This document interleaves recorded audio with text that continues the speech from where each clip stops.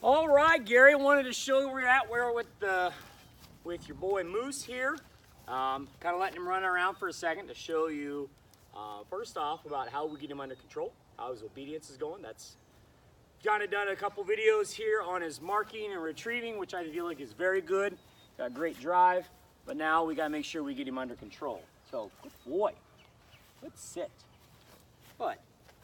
Moose, here, heel, heel, sit.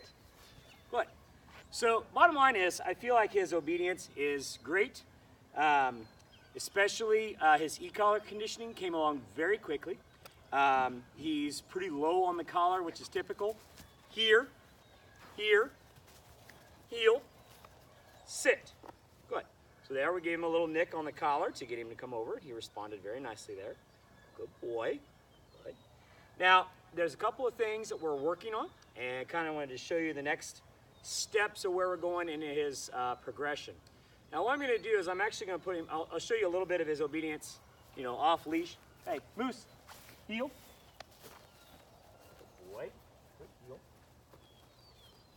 Heel. Good. Moose, here. Heel. Good. Good heel. Sit. Now, he handles all of that just fine. Now, I'm actually going to put him back on leash for the next part. Actually, I don't think we do. I'm going to try it off leash today.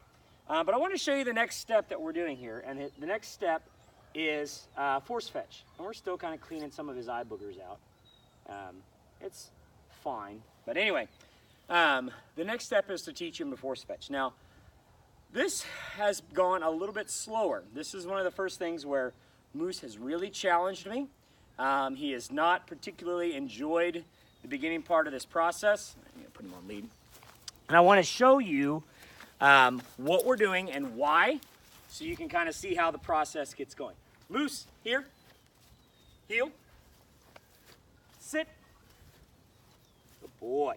Now, all I'm doing here is I'm just clipping on a simple leash so I can keep him, make sure that he doesn't get to go anywhere.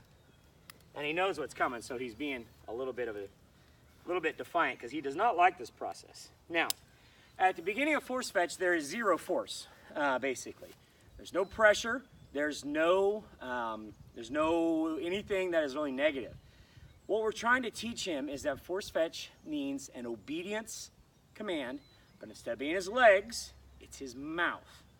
And some dogs really don't like that idea. It's a completely foreign concept, and they resist it. Moose is one of those dogs. He is definitely resisting the first part of this process, because the first part of this process is for me to control his mouth with my hand.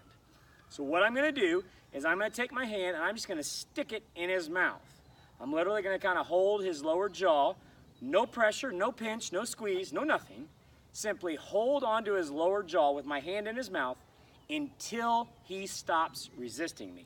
Now, Moose resists a lot, probably one of the most I've had, which is fine. I mean, that shows that he's got some, you know, passion and some desire. That's okay, right? The dogs go through force fetch sometimes. Some stages they really, really fight and then just zoom right through. And then some of them take longer, some of them take shorter. So don't read anything into it. It's just this step. He's resisting me, and that's okay. Now, what I'm going to do is I'm going to take my left hand and hold his collar so that he can't move his head as much. I'm going to take my right hand and stick it in his mouth. And usually, he'll flop around like a fish and then paw at me. Are you serious? Look at this, sitting here like an angel. Good boy. Good. Give. I say all that to say he's going to resist me, and today he's going to be an angel on camera. That's hilarious.